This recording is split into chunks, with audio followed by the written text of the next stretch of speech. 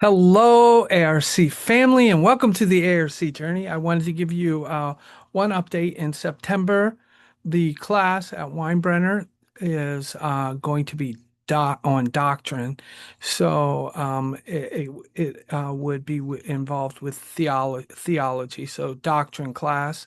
This is a class that's open to not just our students who are studying for credentials. This is open to pastors. This is open to leaders from the church. Anybody who wants to take this class, you are more than welcome to sign up for it. You don't have to take it for a grade. You can attend it and audit it. So you are more than welcome. All you have to do is let Dean Hay know that you are wanting to take this class. And then you can work out if is this for a grade, is this not for a grade with your instructor when this is all set up. If there is not information in the compass, I don't have, then it means that I don't have the flyer and I haven't passed it on to Dean yet. So I need to see if that flyer is yet available so that we can get it out to you. But I wanted you to have the information. It is on doctrine. There's absolutely no charge. You need to sign up through contacting Dean Hay saying you want to take the next conference sponsored ARC conference sponsored Weinberg class. Okay, got it. Contact Dean. Let him know. Um, I'm reading a book, Immeasurable by Sky Jethani. There are so many different things that I want to talk to you about, but I have something here that I thought might be an interesting thing to discuss with your leadership team, with your elders, even with the church. So Sky says some very interesting things about the church here, and this chapter, it's very interesting. First, he says, let me just read you some quotes. This is all from Sky Jethani's book, Immeasurable. And I think this could be an interesting way to create a conversation with your elders or your leadership team or even the congregation. So here is one extensive study by Josh Packard found that the people most committed to Christ were the most likely to quit church. How about that? He was doing a study traveling all over the country, working on a project called This Is Our City, profiling the stories of Christians who see their vocations in business, government, the arts, education, entertainment, and science as part of God's work in the world. He goes on to say, I met some deeply devoted and remarkable people, but what struck me was how few of them were deeply connected to a local church. They were committed to Christ and actively serving him in the world. But when asked about their church, most just shrugged their shoulders. Among those who did attend a church regularly, I found that for the most part, that their church did not factor into their calling in any meaningful way. Interesting. If we are called to equip God's God's people or the people for God's work, um, how is this happening? Is this happening in your context? He says that disconnect is what worries me. Rather than tackle the larger issue of people leaving the faith, I want to know why people who are committed to Christ are leaving the church. He goes on to have an interesting or a very interesting thought here.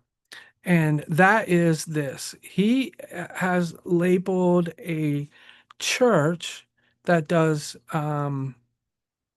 this.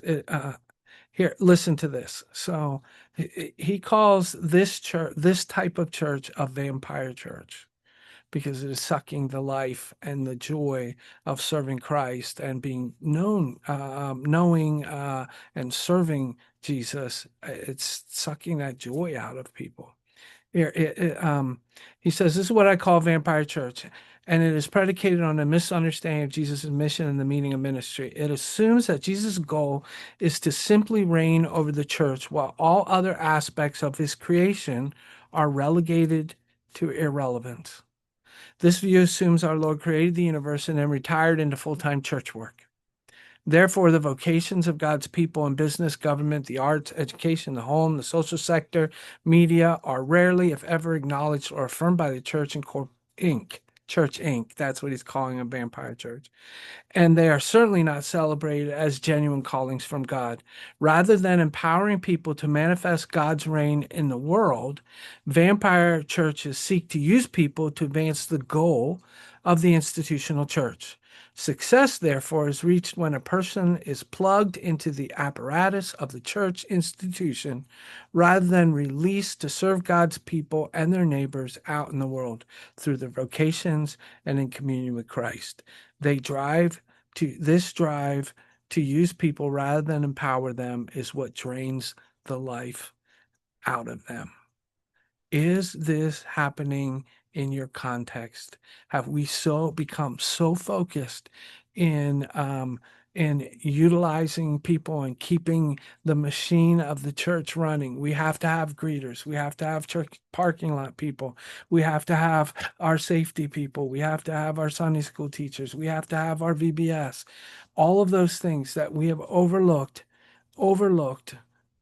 empowering people to serve God where they work, live, play, and learn. In all those places that God has called the church to go and to be incarnational in. So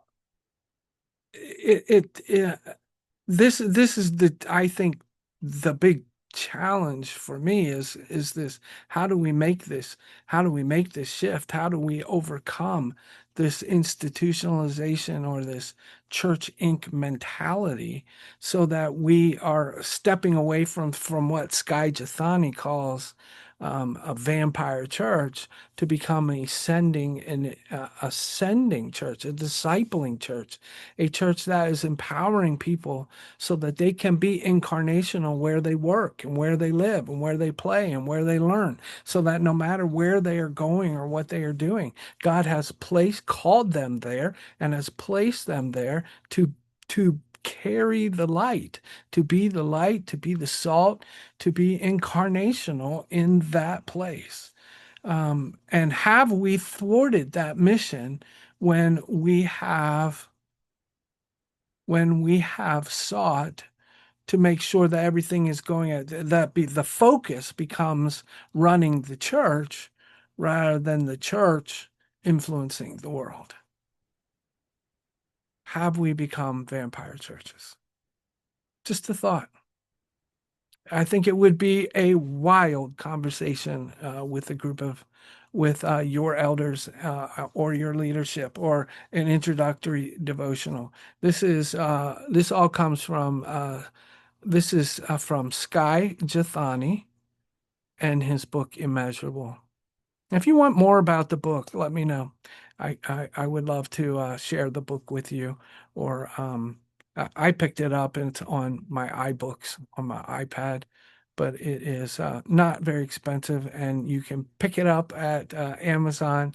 I think you would find it very interesting. So that's what I wanted to share with you.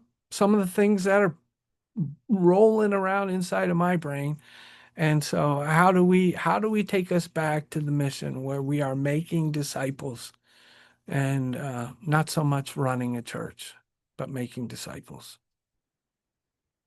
What does that even look like today? So that's my thought for you. And I pray that it is an interesting conversation. So I hope that you can carry this over and have this conversation with your leadership. Just roll it around, think it through. So praying for you. Keep shining, and enjoy the last vestiges of summer before everything relaunches again. That great machine of the church. So um, keep shining. We'll talk to you next week. Bye bye.